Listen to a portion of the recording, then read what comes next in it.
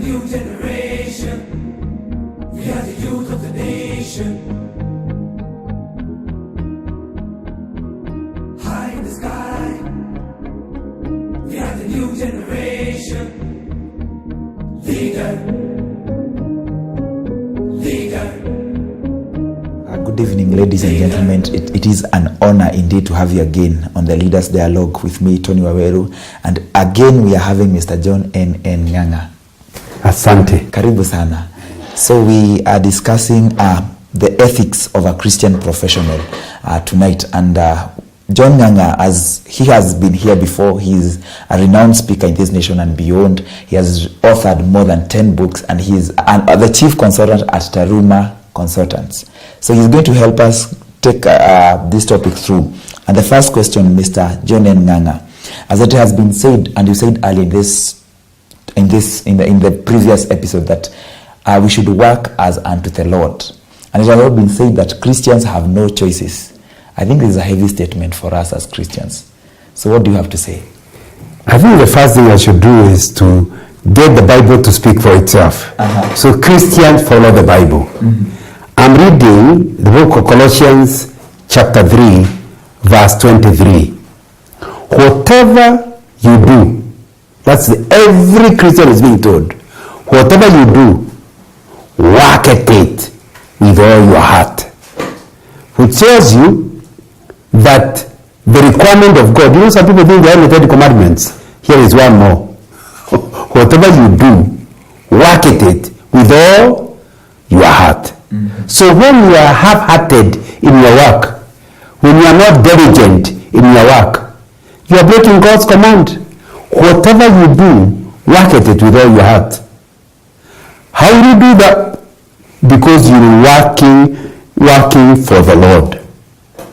The reason you work hard and be diligent, according to verse 23, is you are working for the Lord, not for human masters. Can you imagine, with all the bosses you have, God tells you, don't work for your other boss. See behind the boss a God who has given you opportunity to work. Then he goes on, says, since you know that you will receive an inheritance from the Lord. Of course, you are going to get a salary from your other boss. But more important, with the work you do, God himself is promising you an inheritance in heaven because of the work you do. And here we're not talking about work of preaching or work of counseling. Any work that is contributing to God's people. And when I say God's people, I mean God's creation. Anything you do that is adding value is God's work. And he's telling you, work at it with all your heart. And he's also telling you, work as unto me. And he's also telling you, do not work with your other master in mind. And he's saying, the reason you do that is because you are going to receive an inheritance from the Lord. It is the Lord Christ you are serving, not the other master. He keeps repeating this, like he doesn't want you to miss it. It is the Lord Christ you are serving. Anyone who does wrong will be repaid for their wrongs. There is no favoritism. In other words, while you are going to work with ethics, while you are going to be ethical workers, is, number one, you're working unto the Lord. Number two, you will receive an inheritance. Number three, the real boss is the Lord Christ. Number four, there will be punishment for whoever breaks his command. He's saying anyone who does wrong will be repaid for their wrongs. And then finally, please understand there is no favoritism. You can say, but I'm a Christian. But I have served the Lord for a long time. Anytime you work unethically, expect that you receive a punishment. And there is no favoritism. I hope I have answered your question. Wow. So there's something I would want you to clarify. When you talk about work ethics as a Christian professional, maybe that as you have said, that I should work without my earthly boss in mind. When there is a Christian here who is working in a company and the boss would want them to do something that is beyond, or rather that is going against their Christian principles, What would you have to answer about that? So when we talk about working ethically, from Colossians chapter 3, we now understand working ethically is working in a way where the end honors God and the means honors God. Unlike Machiavelli, who argued that the end justifies the means, God is saying, I am interested in the means as I'm interested in the end. Nobody is ethical. Whoever emphasizes the end ignores the means, or whoever emphasizes the means and ignores the end. God is interested in both. So when we talk about working ethically, it means you look at them. But now let me come to your question. What about if you have an unethical boss and you just need to work unethically?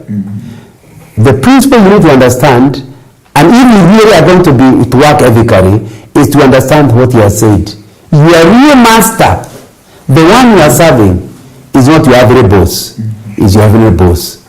So your average boss has delegated authority. Because you see, someone can say, because I'm serving the Lord, I don't care what my immediate boss is. No, he has delegated authority. God keeps repeating, you must honor our parents, we must honor our masters, servants must obey their masters. It is important that every worker does work in a way that shows respect to the boss. But having said that, you need to understand that that boss is not the real boss. He has delegated authority. So every boss is supposed to speak like Paul, who said, follow me only as I follow Christ.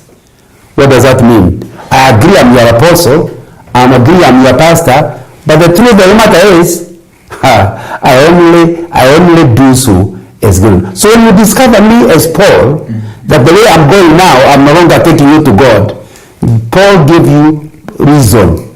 Don't obey me. Continue following God.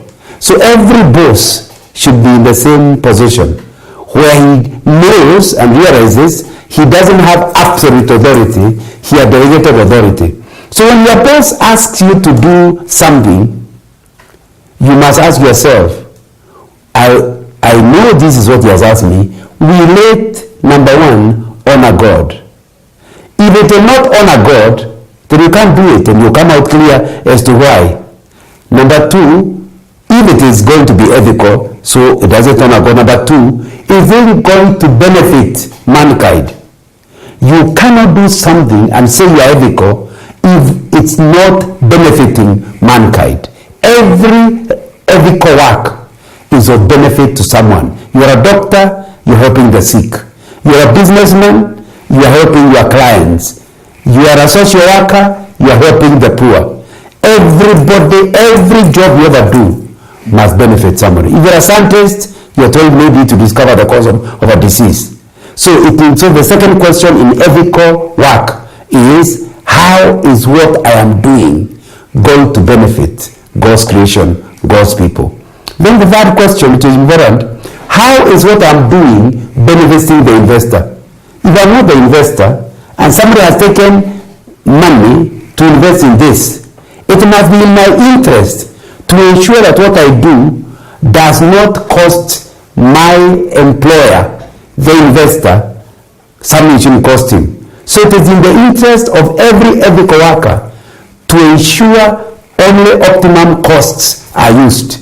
So if there is a way of working that lowers your costs so that the profit increases, an ethical worker will work only to ensure. For example, you are going for a trip and you don't have to fly, and the flight is very expensive. You will drive.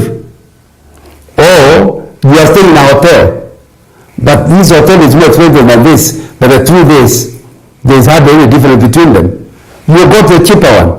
Although you are not the investor, a ethical worker will ensure whatever he does maximizes the profit of the investor. You cannot become an ethical worker and not do it. So back to the earlier question. If you work with those three principles, then the boss can never fear you. So you'll be able to tell the boss, no, I can't do that. And because you have consistently been ethical, the boss will withdraw. If he insists on going the wrong way, obviously you have to be fired or resign. But every investor would want a worker who is following those three principles. I think a Christian will ask if I'm really consistent in ensuring that the investor is gaining something, and God's creation is benefiting. What about myself? You know, the assumption is before you started being an employee, you negotiated a contract, employment contract. If they offer you less than you think you are valuable to, it's okay, don't accept that employment.